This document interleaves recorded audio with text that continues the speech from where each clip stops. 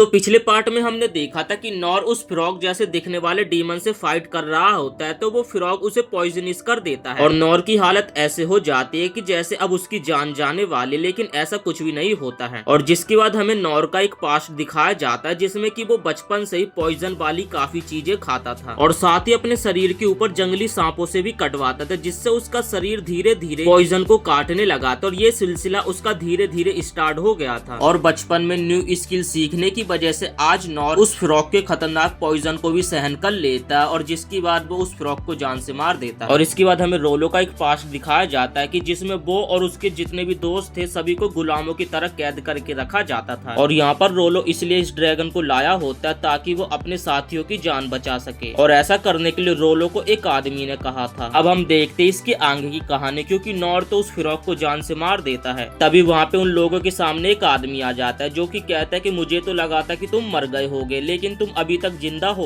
और फिर वो आदमी नॉर को कहता है कि मैं यहाँ पे उस लड़के के लिए आया हूँ और मैं उसे अपने साथ लेकर जाऊंगा। जिसके बाद नॉर कहता है कि तुम यहाँ पे रोलो के लिए आए हो। जिसके बाद वो बंदा कहता है कि सही कहा, और तभी वो बंदा रोलो के ऊपर अपनी मैक्स स्पीड में हमला कर देता है, लेकिन नॉर उसे बचा लेता है। जिसके बाद नॉर कहता है कि आखिर तुम ये क्या कर रहे हो। तभी वो बंदा कहता है कि तुम मेरे रास्ते में हो तो साइड हट जाओ और उस लड़के को मेरे हवाले कर दो। जिसके बाद नॉर कहता है कि क्या तुम रोलो के बारे में बात कर रहे हो। तभी वो बंदा कहता है कि मुझे उस लड़के का नाम नहीं पता, जो लड़का तुम्हारे पीछे है उसकी लाश मुझे पैसे दिला सकती है। आखिर तुम्हारे कहने का मतलब क्या है। जिसके बाद वो बंदा कहता है कि मैं उस लड़के को जिंदा भी ले जा सकती हूँ, लेकिन मेरा क्लाइंट उसे ले जाने के बाद खत्म ही कर देगा, तो इससे अच्छा कि मैं यहाँ पे खत्म ही कर दूं उसे। तो इसलिए मैं यहाँ से उसकी लाश को लेकर जाऊंगा। और वो नॉर के ऊपर जिसके बाद लगातार हमला करने लगता है और यहाँ पर नॉर उसके हर हमले को बहुत ही तेजी से रोक रहा होता है। जिसके बाद लीन यहाँ पे सोच रही होती है कि आखिर यहाँ पे ये चल क्या रहा है। मास्टर और वो मिस्टीरियस मैन बहुत ही तेजी से रिएक्ट कर रहे, जिस वजह से तो मुझे कुछ दिखाई भी नहीं दे रहा है। तभी इनस कहती है लेडी लीन मेरे पास से कहीं मत जाना। इसके बाद जार्डो नॉर को कहता है कि तुम सच में काफी ज्यादा इरिटेटिंग हो, और फिर से वो नॉर के ऊपर हमला करना स्टार्ट कर देता। लेकिन दूसरी तरफ नॉर उसके हमले को बार बार पैरी कर रहा था। तब जार्डो कहते हैं कि तुम मेरे रास्ते में हो, लगता है मुझे तुम्हारा पहले सर काटना पड़ेगा। और फिर से वो नॉर के ऊपर हमला करना स्टार्ट कर देता है और उस हमले के प्रेशर से नॉर और रोलो पीछे की तरफ धकेले जाते हैं। तब नॉर सोचता है कि आखिर ये कितना अजीब है, उस छोटे से ब्लेड में आखिर इतनी पावर्स कैसे हो सकती है। तभी जार्डो देखता है कि अभी जो उसने नॉर के ऊपर हमला करा था उस हमले के प्रेशर से उसका चाकू टूट जाता है। और इसके बाद जार्डो 2 और ब्लेड निकालता और उसकी मदद से नॉर के ऊपर दोबारा से हमला करने लगता है।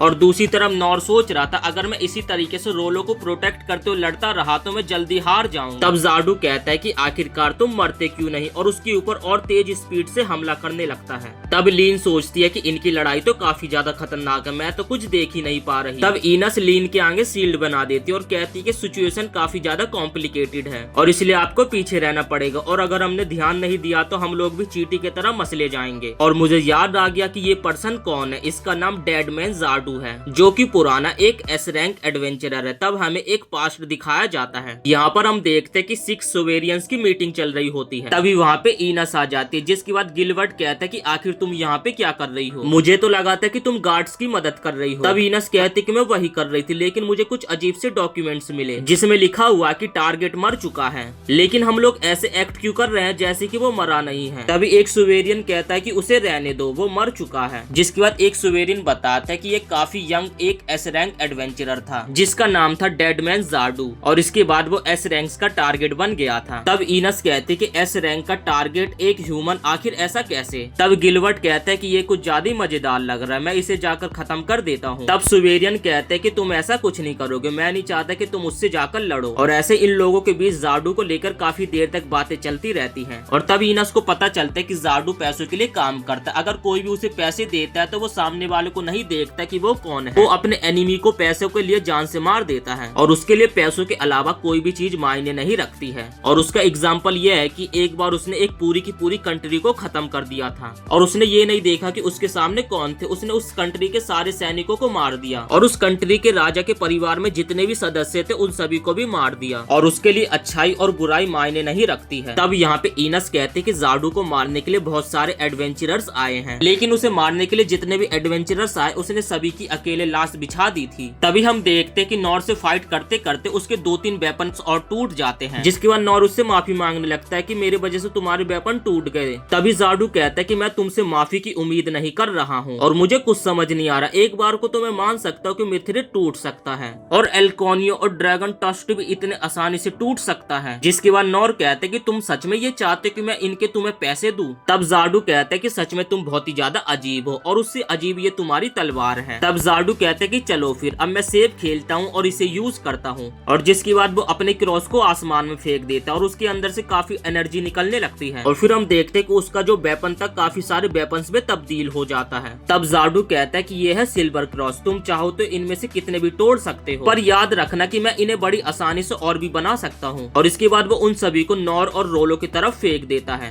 तब नॉर उन्हें एक एक करके पैरी करने लगता है, लेकिन कुछ औजार रोलो की तरफ बढ़ने लगते हैं जिन्हें नॉर रोलो को बचाने के लिए अपने ऊपर ले लेता है। तब ईना सोचती है कि यहाँ पर बहुत सारे सिल्वर क्रॉस हैं, अगर ऐसे ही चलता रहा तो ये लोग मारे जाएंगे, मुझे इनकी मदद करनी होगी, लेकिन मैं यहाँ से नहीं जा सकती क्योंकि मेरा मिशन लेडी लीन को प्रोटेक्ट करना है। तभी हम देखते कि बहुत सारे सिल्वर क्रॉसेस फिर से रोलो की तरफ बढ़ने लगते हैं। तभी इनस जार्डू के ऊपर हमला कर देते जिससे नॉर रोलो को बचा पाता है। तभी वहाँ पे और भी ज्यादा सिल्वर क्रॉसेस आने लगते जिससे इनस अपनी डिवाइन सील का इस्तेमाल करके उन लोगों को बचा लेती है। तभी इनस कहती कि मिस्टर नॉर, अगर हम इस तरीके से लड़ाई करते रहेंगे तो ये फाइट कभी भी खत्म नहीं होगी, तो इसलिए मैं डिफेंस पे फोकस करती हूँ और आप जाकर उसे संभालिए। तभी नॉर सोचता है कि इसके क्रॉसेस तो ऐसे उड़ रहे हैं जैसे कि ये कोई लिविंग थिंग्स हो, पर पास्ट में मैंने ऐसी चिड़िया को मारा जो कि इससे भी ज्यादा तेज थी। पर रुको जरा, शायद से उस फ्रॉग के दांत कुछ काम आ सकते हैं। तभी नॉर उस फ्रॉग के दांतों का इस्तेमाल करता और जार्डू के जितने भी क्रॉसेस होते सभी को एक बार में खत्म कर देता है। और पीछे से जार्डू इनस के ऊपर हमला करने वाला होता है, लेकिन नॉर सही टाइम पे आ जाता और इनस को बचा लेता है। तब नॉर कहता है कि ये तुम क्या कर रहे हो, तुमने तो मुझे चौंकाई दिया था। फिर जार्डू कहता है कि ये बोल भी कौन रहा है, तुमने ही मुझे चौंका दिया,